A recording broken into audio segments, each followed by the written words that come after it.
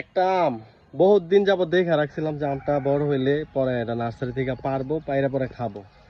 আসলে নসিব এরকম একটা জিনিস যা বলার মতো না। তো আজকে আইসা দেখি যে সকাল সকাল এই যে দেখেন আমটার অবস্থা, পাখি কি সুন্দর করে খাইছে।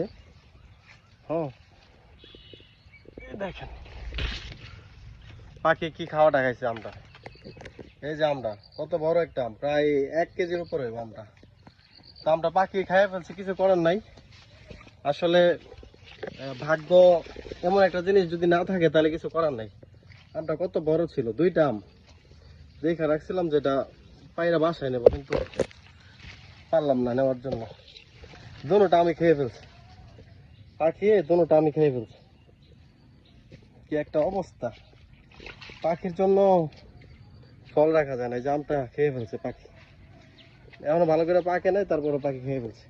এই আমটা মিনিমাম আপনার 1 কেজির উপরে হইব। আর যে এই আমটা খেয়ে ফেলছে পাখি, দেখেন এটাও খেয়ে ফেলছে। এটা আমটা প্রায় 2 কেজি হবে।